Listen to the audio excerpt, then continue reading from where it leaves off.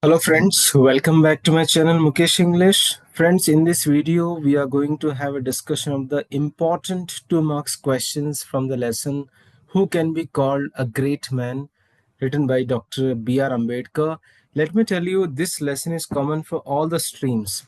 If you belong to first semester Bcom, first semester BBA, first semester BCA, first semester BSc, and the first semester BA. So this is a very universal chapter for all the streams.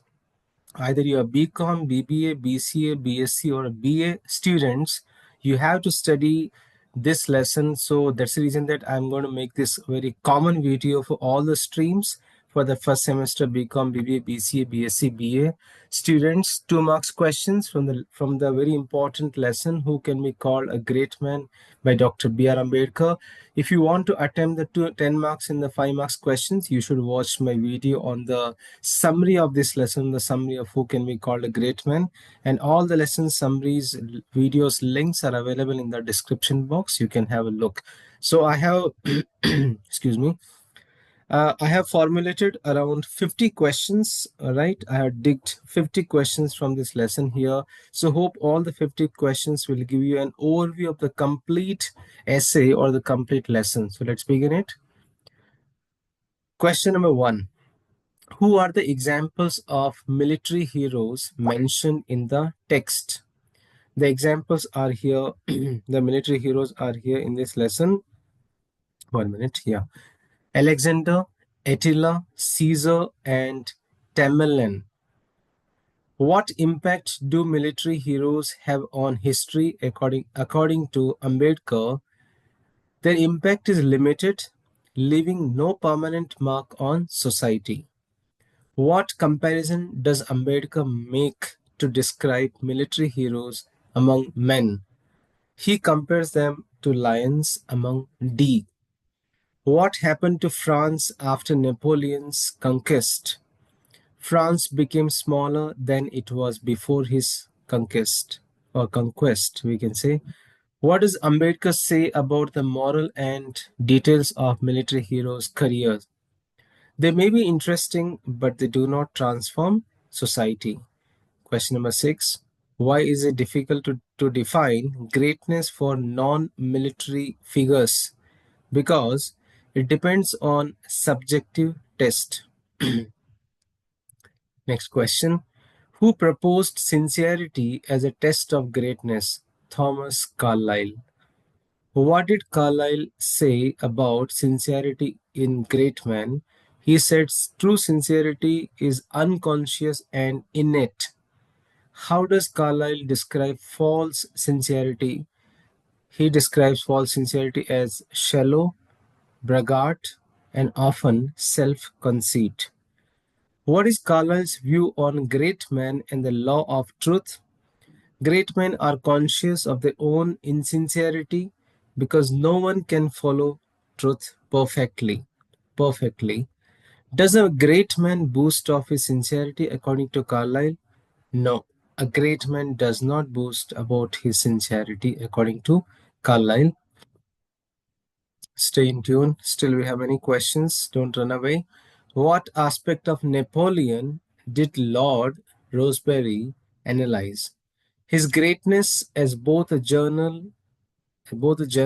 and an administrator.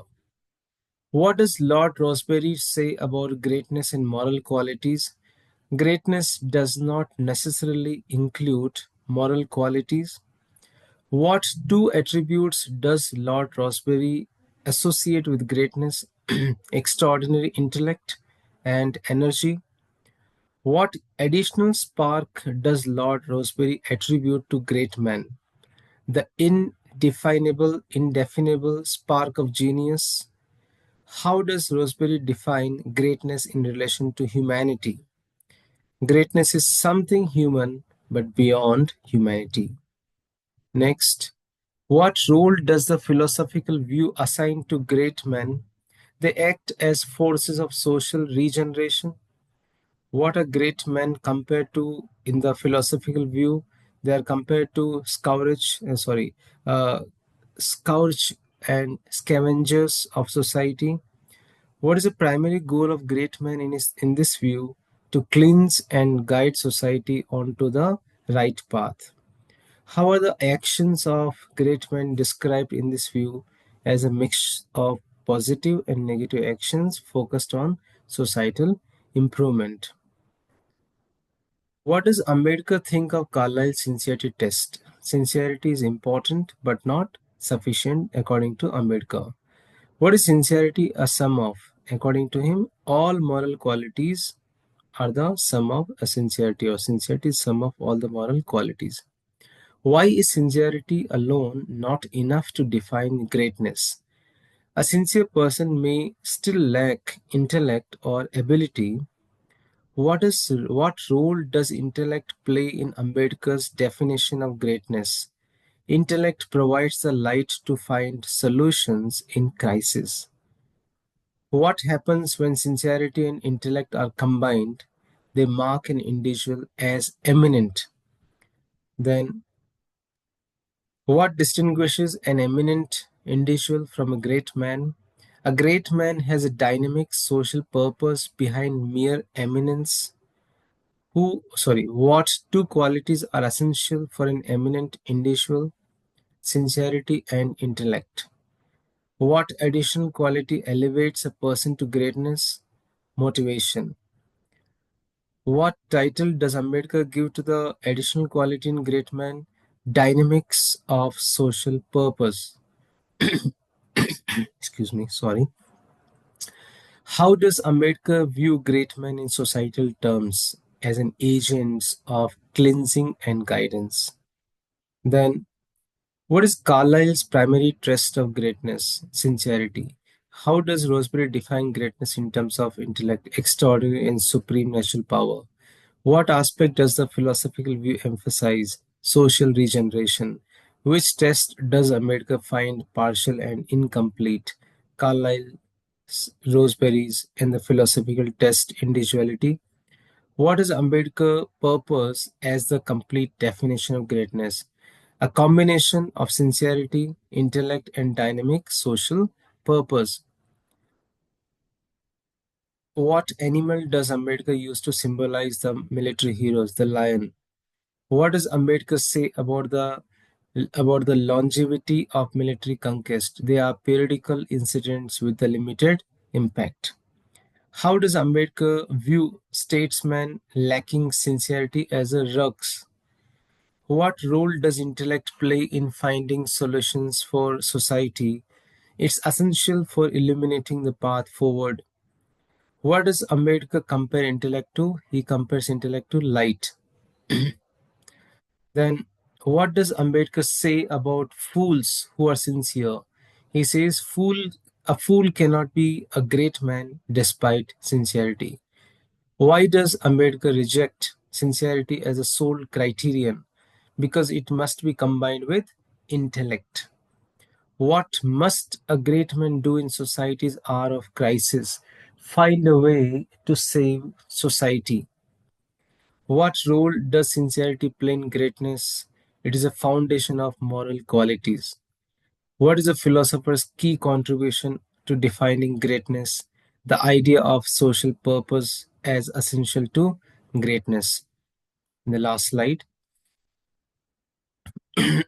what are the three qualities Ambedkar deems necessary for greatness? Sincerity, intellect, and a dynamic social purpose. Why does Ambedkar emphasize societal impact in greatness? Because it distinguishes great men from merely eminent individuals. What term does Ambedkar use to describe a great man's role in society? Scourge and scavenger. What is the difference between sincerity and self conscious sincerity? True sincerity is unconscious, and the self sincerity is shallow. Last question. How does Ambedkar define a great man in one sentence? He says, a great man is one who combines sincerity, intellect, and a dynamic social purpose to act as a force for social transformation. So, friends, these are the 50 important questions from the lesson Who Can Be Called a Great Man by Dr. B.R. Ambedkar. So, thank you so much. You had a great passion and patience to listen to me.